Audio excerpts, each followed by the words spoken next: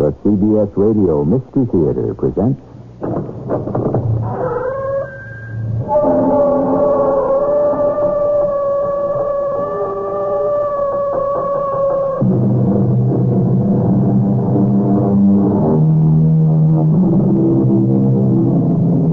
Come in.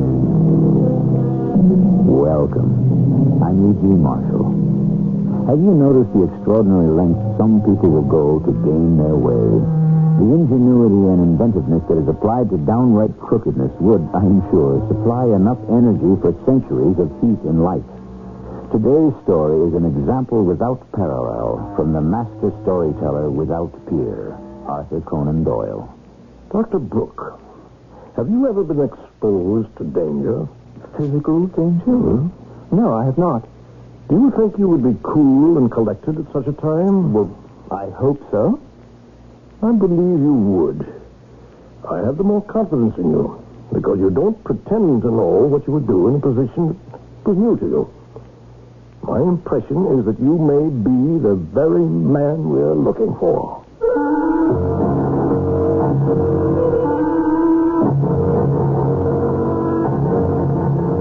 Our mystery drama, Never Answer an Advertisement, is adapted from a story by A. Conan Doyle, especially for the Mystery Theater by James Agate, Jr., and stars Russell Horton and John Beale.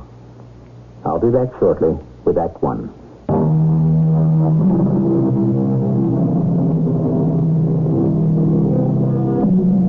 Richard Brooke had hung out his shingle, which, to those of us familiar with medical terms, means he was ready to earn a living as a doctor. So was young Sarah Brooke, his wife. Sarah had been a nurse at London Hospital where Richard had interned. She was ready to assist her husband to care for whatever patients came to the door. Days, weeks, months went by, but nobody came to the door. Sarah, I simply cannot understand it. Even patients who've been recommended to me by other doctors, where are they? The week before last, you were quite busy, Richard. I was? Well, there was that nice Mr. Trevor and old Mrs. Garland. You haven't forgotten her. 2 weeks ago. 2 patients in 2 weeks. A case of nosebleed from a lady who spent too much time over a hot stove, and a gentleman, a case of poison ivy from weeding in his garden. Oh, my sweet wife, what have I gotten you into? Nothing more than from a doctor who is struggling to get established. Do you think I expected miracles the first year?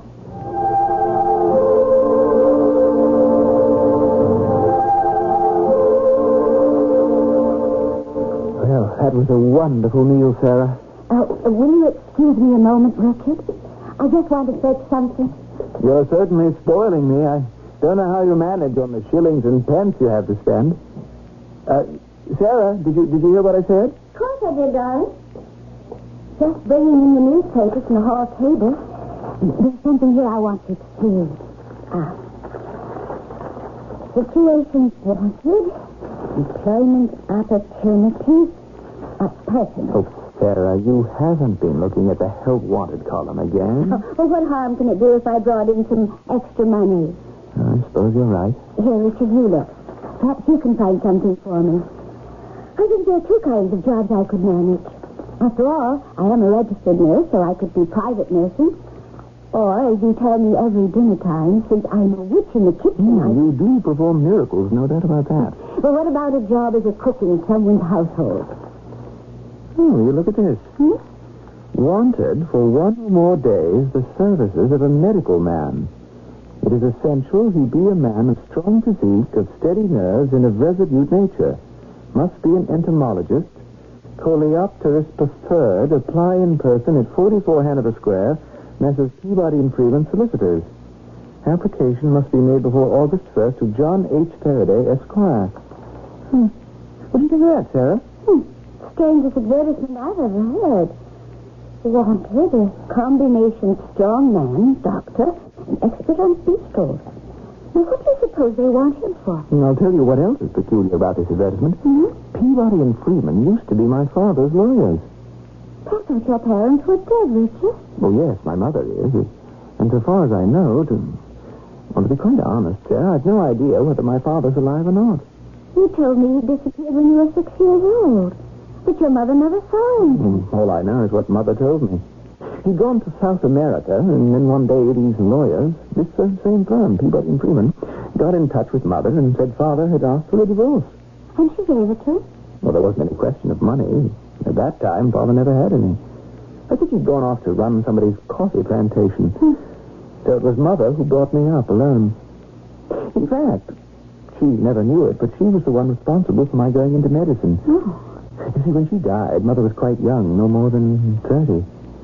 I thought to myself, if I could become a doctor, or rather, if I'd only been old enough to be a doctor, perhaps I could have saved her life. You never told me that before. It's just that, well, it was all past. I never thought about it. So, shall I answer it? I'm strong. I'm a medical man. Sounds as though I could make some extra money quite easily. 2 days' work. Isn't that always the way? Here I am looking for some part-time work, and you find it. I think I'll go around first thing in the morning to 44 Hanover Square and see what these lawyers have up their sleeves. But it says they want an entomologist. Yes. A coleopterist preferred. Isn't that lucky? Richard Brooke, what do you know about beetles? Well, what do you think is in that box of wooden trays in the basement? A fairly decent collection of beetles, weevils, and strepsitters. It's been my hobby for years. I used to know quite a lot about the species. And what I don't know, I could find out. Richard, what am I? Your wife or a stranger? First you don't tell me about your parents, and then you collect beetles. What next? Let me tell you what is also interesting about this. Apply to John Faraday, attorney. The name Faraday. Do you know him? Oh, Faraday happens to be one of the great entomologists of the century. I've read all his books. I wonder, could they be related? What do you think, Sarah? May I see that newspaper again? Wanted. A man of steady nerves, strong physique. Well, that's you, all right. Oh, as a matter of fact... Now, don't tell me. I don't want to hear it. I know what you're going to say. When you were in grammar school, you were an Olympic weightlifting champion. Oh, almost. For 2 years running, I won the weight throwing competition at Inter-Hospital Sports. Oh, Richard Brooke, you're impossible. But I guess that's why I love you.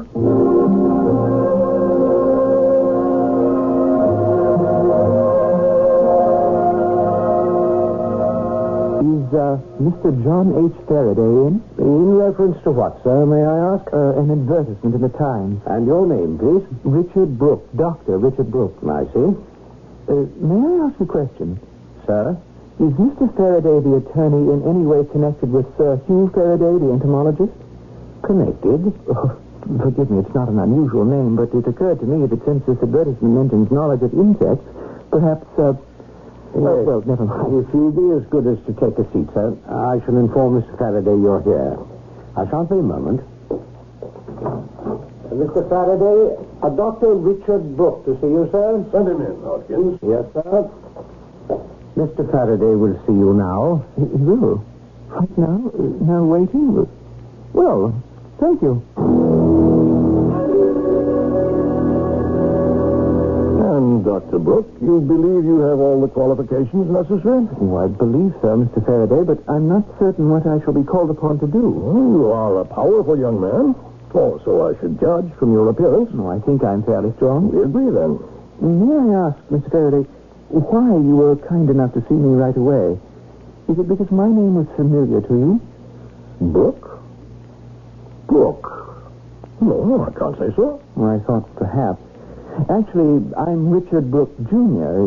It was also my father's name, and many years ago, your firm represented my father in a legal action, or so I thought. Oh, yes, I understand. My dear doctor, Peabody and Freeman is a very large firm. We have many clients, and I only joined the firm 2 years ago, so I'm afraid your father's connection with us had no bearing on my seeing you quickly. No.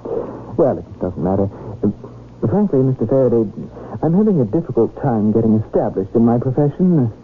I don't know, perhaps I've chosen the wrong location. Or at any rate, any spare money I might earn would be welcome. Have you ever been exposed to danger? Physical danger? No, I have not.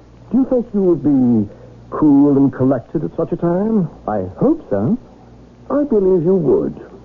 My impression is, so far as personalities go, you may be the very man we are looking for.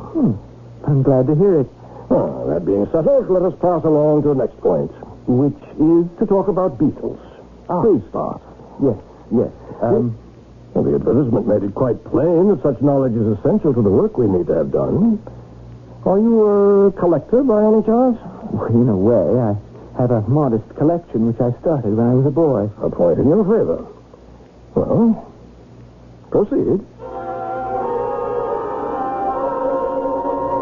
It's incredible, Sarah. I really don't know what to make of it. For an hour, I talked to this lawyer, John H. Faraday, about beetles. 1 whole hour. There's enough to talk about on those little things for an hour? Sarah, now don't be irritating. Some people have made it their life's work. Anyway, whatever the job is, it's very hush-hush. It'll take as much as 2 days, and I have to go out to the country somewhere. Sounds pretty strange to me. How do you know it isn't something criminal? Can't you find out more about it? No, I don't think so. His attorney seems very reputable, and after all, the firm did represent my father. Who ran out on your mother? Sarah, what's bothering you? I marry a doctor. At least he's starting out to be a doctor. A good doctor. In fact, a fine doctor. Things go slowly, and one day I say, Richard, I think I'll get myself another job. We need money. And before you can say mouth, it's you who has taken on some strange, secret line of work requiring you to be A, doctor, B, very strong, and C, an entomologist. And no one will tell you what it's about, where, when, or even how much they're going to pay you. My darling wife, I love you very much, but if you talk less and listen more, you might find out more. No, I don't know what I'm hired to do, but I do start tomorrow morning. Mr. Faraday is driving me out to the country, and the pay is £100 per day. £100 a day? Now I know something's wrong. It sounded pretty right to me. Richard Brooke, I am positive that what you have agreed to do must be crooked. No honest work pays that kind of money. In the mystery business, this is what we call the setup. The bait is offered to the unsuspecting. He nibbles at it and swallows the hook. And then some unknown manipulating force reels the sucker in. But perhaps young Dr. Brooke is not that kind of a poor fish. We'll find out more when I return shortly with Act 2.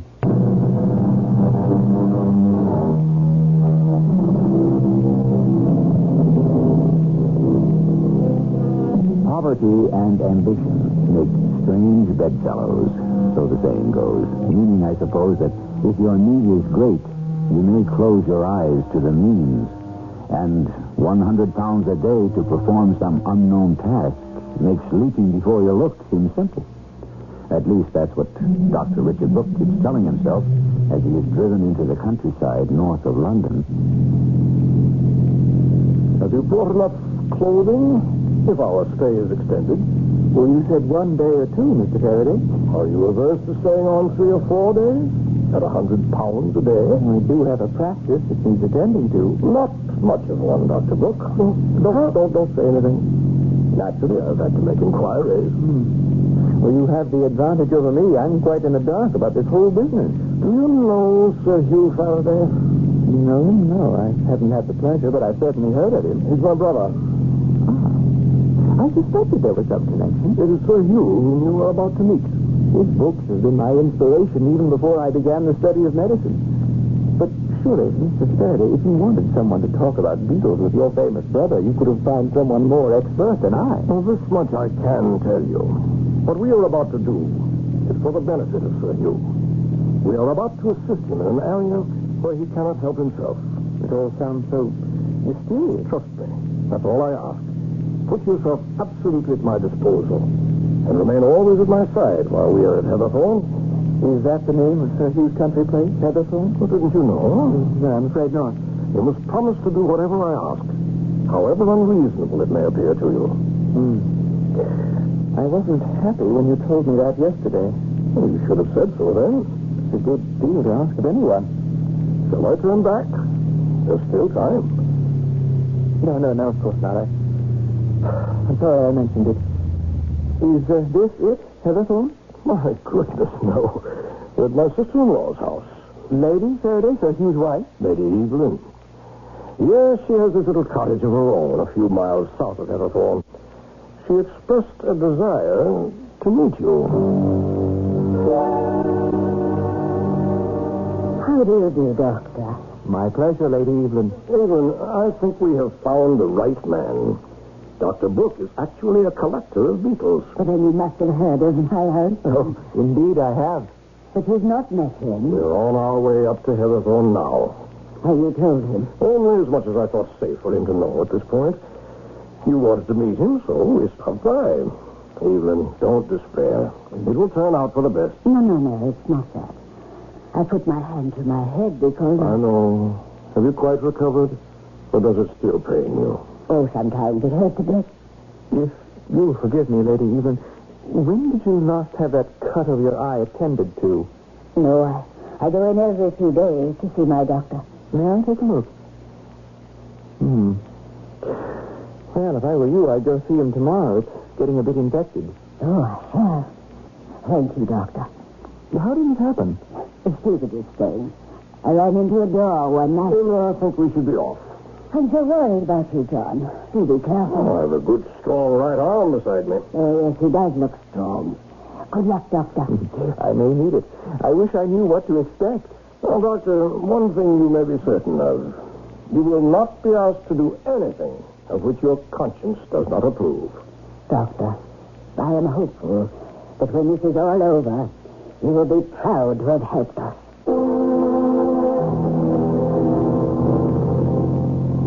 What a wonderful lady your sister-in-law is. I think she was quite impressed with you also. And may I say, it was most diplomatic of you to refrain from any deeper comment about her eye. Well, what could I say? It was no business of mine how she actually got that cut. Oh, it explains why she and my brother no longer occupy the same house. Are you saying Sir Hugh hit Lady Evelyn? I've already said more than I should have. We turn in here. This is the approach to Hethorn. Beautiful. What a mistake. And so hidden away. I might as well be candid. Sir Hugh is rather a queer duck. In fact, we may be seeing him along the road up to the house. He spends a lot of his time outdoors. Oh, is that him? The man with the heavy walking stick? Yes, that's my brother. I'll pull up near him. I'll try to get him to come along with us. And when I get him into the car, please talk beetles all you can. Oh, hello, you. Oh, you, John. Who's that in the car with you? May I introduce... This is quite unpardonable, John. An unjustifiable intrusion. Please, Hugh, let me explain. No explanations are necessary or accepted. You know my wish is to be left alone. This is quite inexcusable. But this is Dr. Brooke, who himself is quite an authority on coleoptera. Brooke? I can't say I know the name. Well, Mr. Faraday is quite kind. I would hardly call myself an authority. Well, what do you know about beetles? Why don't we all drive up to the house together? All right. I've walked enough. May I present Dr. Richard Brooke, Hugh? This is a great honor, Sir Hugh. Oh, is it? What have I to make you so respectful? Dr. Brooke, talk beetles. Oh, yes. Well, I'm waiting. What do you know about beetles, Dr. Brooke? Whatever I know, I learned from reading your work, Sir Hugh. Oh, was that a fact? Yes, well, it's a rare thing for me to meet anyone who takes an interest in such matters. Well, I happen to be the first man to describe the true functions of the Elistra. Well, I'm glad you stopped by.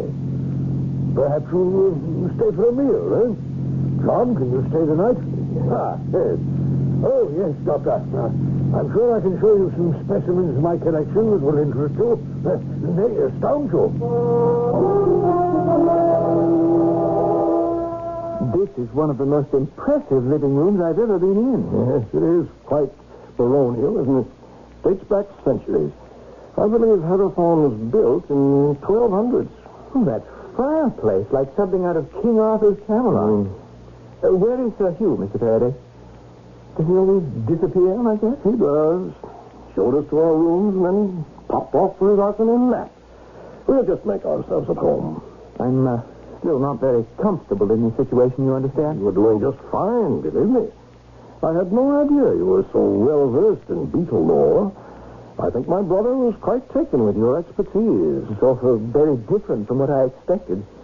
There's heavy locks everywhere. There are heavy doors, bars on the windows. And Sir Hugh going about from room to room, brandishing that enormous walking stick like a club. What is he afraid of? Oh, it's a long story, Doctor. He has a certain kind of complex. I can't explain it. I think you have explained it. His persecution complex, pure and simple. Well, let's not jump to any conclusions. Will you have a drink? Glad to. With some of this red wine, do you? Is a decanter full? By all means. And it's such a gloomy place, see? I was just looking out the window. I thought I saw two men walking together. One had his arm through the others as though he were restraining him. Probably the gardeners. Oh, look there. That woman in a white uniform crossing the path. I don't know what happened. The decanter slipped right out of my hand. Mr. Faraday, will you come over here and sit down? That's right. Now, I may only be someone you've engaged in some secret part-time work, but I am still a doctor. I am still able to diagnose. Now, but please, let me finish. I can see that your nerves are getting the better of you. Yes, I am nervous, Doctor. You see, this is a difficult burden for me to bear, but I am resolved to go through with it. Why don't you tell me what it is? Well, you understand what I'm doing is entirely from a sense of duty.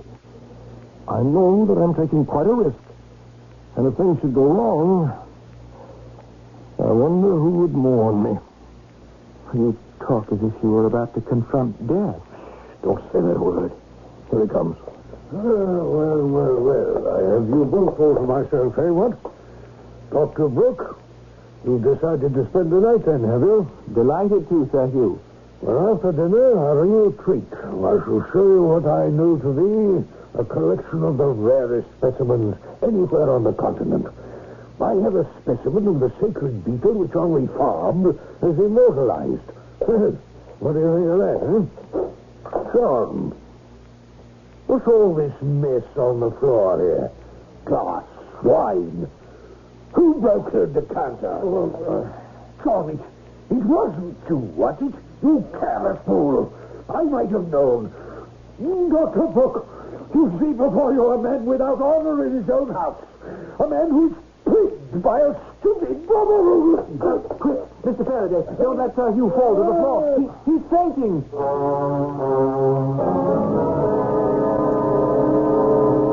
What time is it, Mr. Faraday? 9 o'clock. Oh, I thought dinner would never end. I don't know whether you're aware of it, but Sir Hugh is in a dangerous mental state. I don't think he's accountable for his actions. That is all that? I thought when you were so close to someone as I am to my brother, you make allowances. He needs expert psychiatric attention, and very soon. These things cannot be delayed. In my opinion, he's reached a critical stage of imbalance. You've seen all that? Unmistakable. Sad, a great man like that who cannot control himself, attacks his wife. I believe that Sir Hugh may be suicidal. Oh, we should certainly discuss this tomorrow, Doctor. How is this guest room you've been given? Comfortable? This room? Oh, it's fine. Mr. Faraday, I hope I am fulfilling whatever it is you hired me for. So far, yes. Yes, indeed. Well, then if you'll excuse me, I'll turn in. I'm more than a little tired. Oh, I'm sorry about that, Doctor. But your duties are not yet over. Tonight, you will not lie down in that bed. Why not? We'll take this bolster and the blankets, roll them up, and place this made-up dummy between the sheets.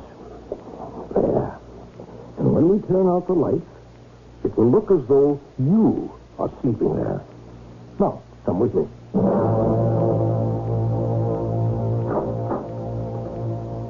This is the second guest room on the floor, the one I usually occupy.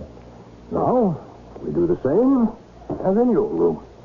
Roll up the bolster and the comforter and simulate my being in this bed. Well, now, what do I do? You remember my interest in your strength. I think tonight you will have good use of it. I want you to hide yourself inside that closet and leave the door open a crack to watch. In the closet all night? No, we should take turns. While one of us keeps watch, the other can stretch out behind his couch. We'll divide the night. I will watch till 11. You will watch till 2. Then you wake me. I'll watch till 5 while you sleep, and so forth. But for heaven's sake, Dr. Brooke, when you're on watch, don't fall asleep. The slightest sound, mind you. Awaken me. All I can make of this is that you expect we shall be attacked. Perhaps I do. Well, in that case, why not lock the doors? Perhaps, Dr. Brooke, I want to be attacked. A doctor and a lawyer pay a call on a great scientist, only to find him somewhat less than responsible. Is Sir Hugh as mad as he appears? Is he dangerous? Or is this some fantastic game? It could be. We should learn more of the rules of play when I return shortly with Act 3.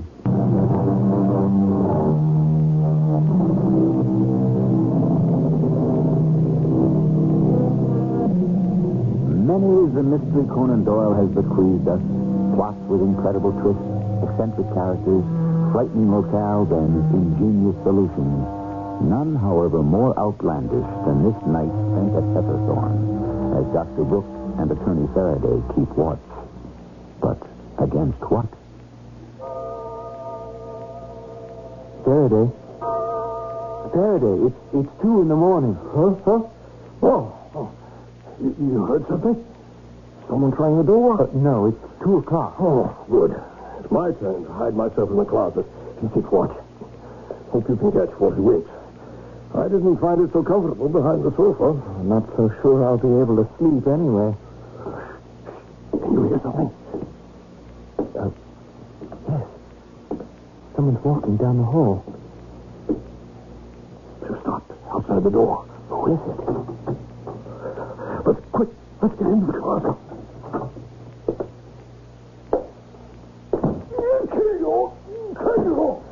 Kill you, Arthur. He's attacking the bed. Help me. I can't hold him back. I can't. There. I got his walking stick away from him. Two of you. I'll kill you both. Let go. You. I can't hold him any longer. I'll have to knock him out.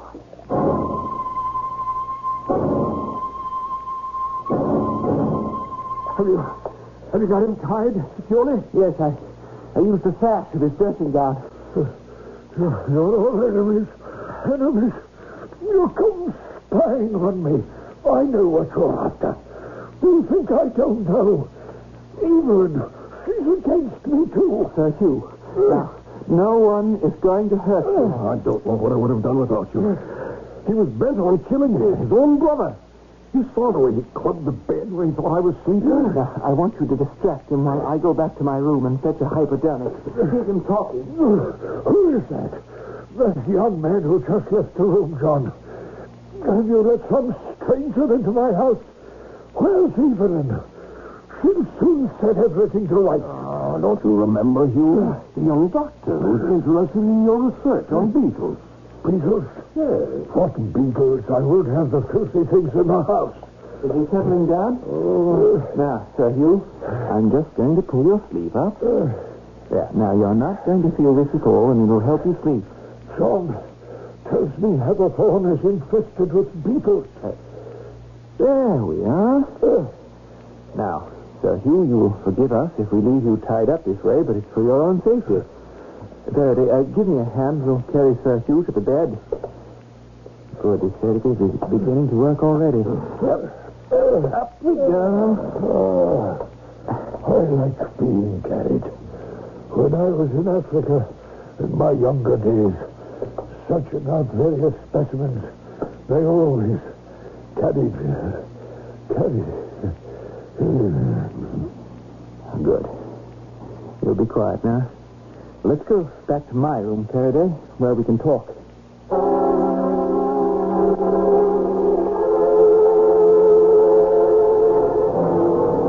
don't believe he came in here.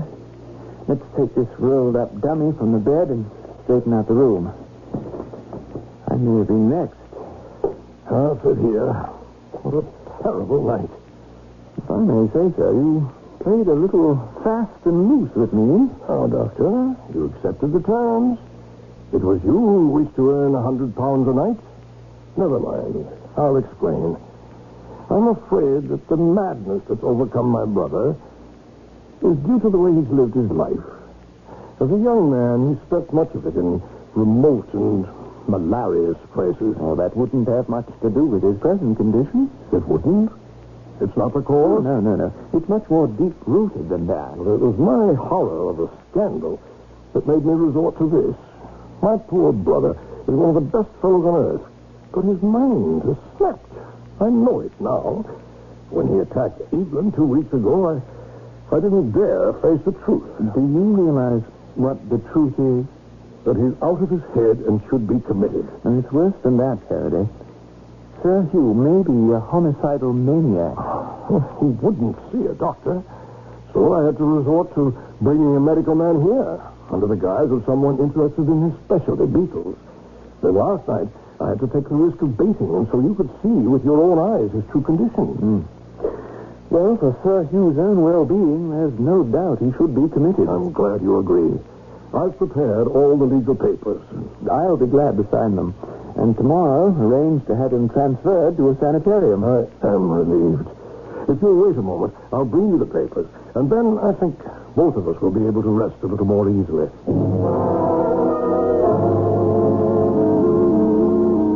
I beg your pardon. These are the offices of Peabody and Freeman. Yes, indeed.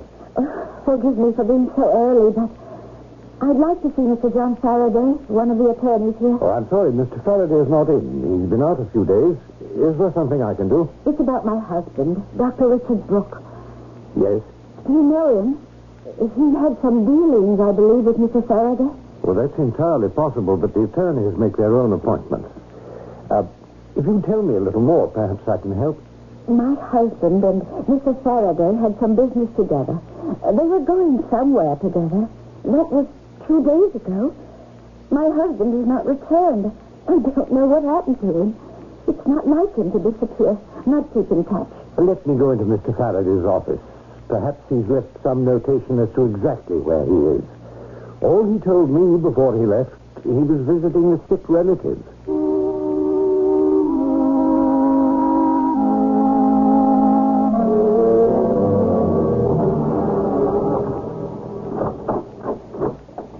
Dr. Brooke. Dr. Brooke, wait up. I have brought you your breakfast. What? Oh, Lady Evelyn, what are you doing here? Your breakfast, Dr. Brooke. Now, you eat all of it. And in a little while, Dr. Hugo will be in to see you. What is this? Where am I? Why am I wearing this straitjacket? For your own safety. You were a little rambunctious last night. Lady Evelyn, is this a joke? What are you doing dressed up in that white uniform? Now, Dr. Brooke, you don't want you to excite yourself.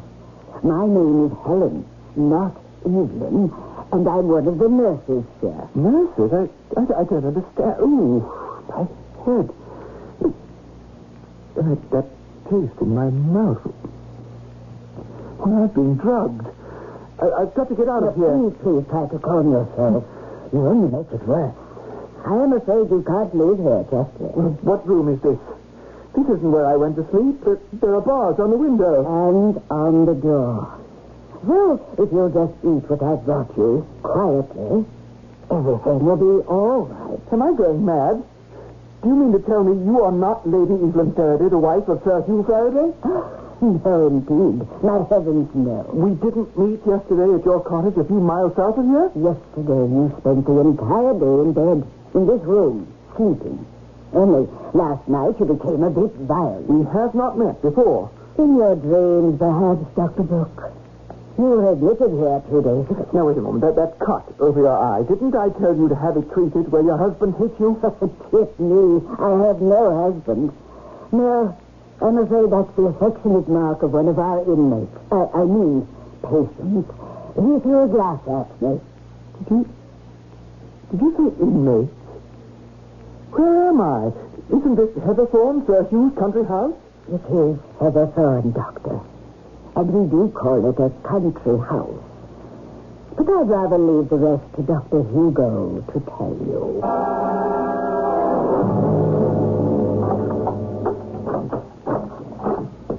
Well, sir, how are we today? I demand to know what this is all about, Sir Hugh.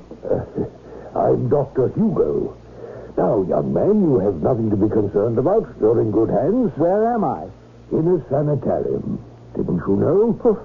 How did I get here? A doctor and an attorney, yours, I believe, brought you here. What are the names? The attorney's name is, admit me, I have it on the commitment papers here. Ah, yes. John H. Faraday. And the doctor? Dr. Richard Brooke. What is this game you're playing? You know full well, Sir Hugh, I am Dr. Richard Brooke. You've been calling yourself by that name since you were brought here. And many of our patients imagine they are the very doctors who attend them.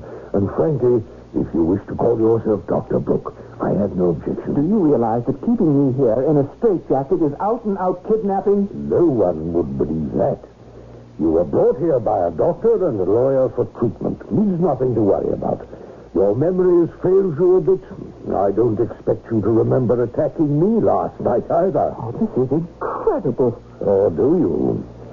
When I came into your room to check you, you attacked me. Fortunately, we were able to restrain you in that jacket. How long am I being kept here? How long? That really depends on you, sir. I'd like to know what your name is. Why, of all the people in the world, would anyone go to such lengths to keep me a prisoner? If you think I don't remember how I got here and why, and who you and Mr. Faraday pretended to be, you are much mistaken. It's laughable. I am not insane, nor will you be able to drive me insane.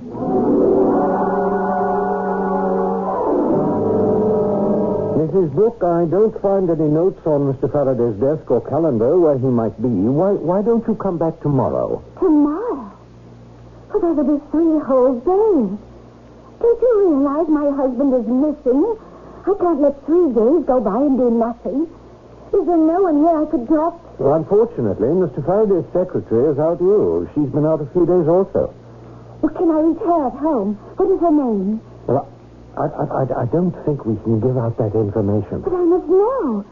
I'm going into Mr. Faraday's office myself. No, you can't go in there. Well, Hugo, how's our patient? So far, so good, John. But we can't keep him here forever. We'll need time. Helen, how does he act with you? Indignant. We've got to keep him quiet. The only way is to go on sedating him. He laughed at me. Kept calling me Sir Hugh. I think you played that part convincingly. No, he knows better, but he doesn't know why. But don't I get any compliments for my role as Lady England? No, seriously. What I don't like about this, John, is that this business endangers the entire home. You must have considered that, Hugo, before you decided to come in on this with Helen and myself. But I run a respectable rest home. We have other patients, and if word of this ever got out... How could it? We have signed commitment papers proving he thinks he's Sir Hugh Faraday.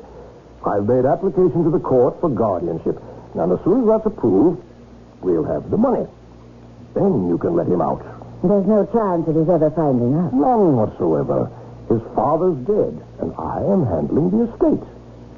I've got to get back to town. I'll leave Brooke to you and Hugo.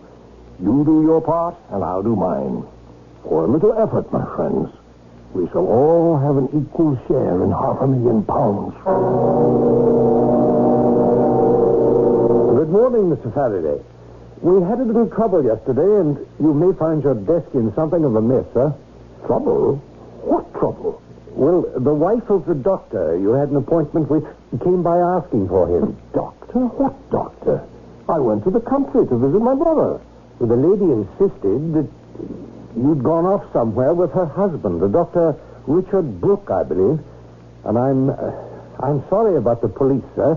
What police? Well, she went into your office, Mr. Faraday. I couldn't stop her. She went through everything on your desk and found the name of her husband on some legal papers, sir.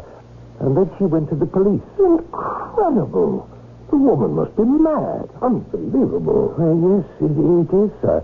The police went round to Miss Helen's flat, your secretary, sir, and spoke with her mother. I understand her mother gave them an address in the country where Miss Helen was visiting. A nursing home? It was all very confusing. Are you sure about all this, Hopkins? Oh, yes, Mr. Faraday. The police inspector can explain it better than I, sir. He's waiting for you in your office right now, sir. Another helping, Richard? No, thank you, darling. I'm stuffed.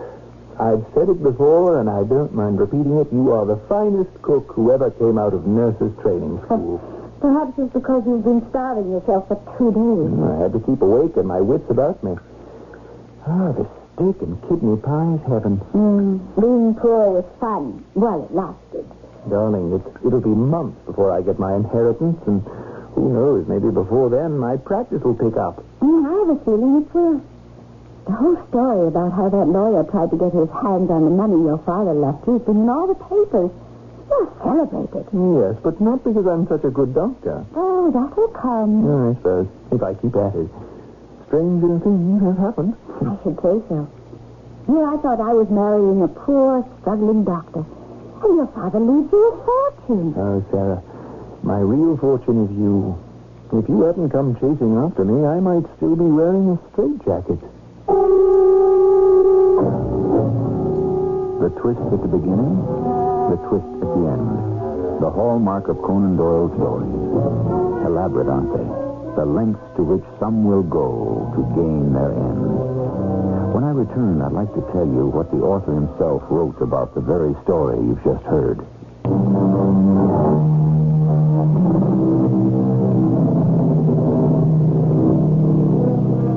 Arthur Conan Doyle tells us that these stories concerned with the grotesque behavior of his characters should be read aloud around a flickering fire on a chilly night. Of course, Sir Arthur had no idea that through radio you don't need a particular season, time, or place. But to quote him, he goes on, "If this story gives pleasure to anyone at any time or place, I shall be well satisfied." I think he should be. I think he is. Our cast included Russell Horton, John Beale, E.G. Justice, and Court Benson. The entire production was under the direction of Hyman Brown. This is E.G. Marshall inviting you to return to our Mystery Theater for another adventure in the macabre. Until next time, pleasant dreams.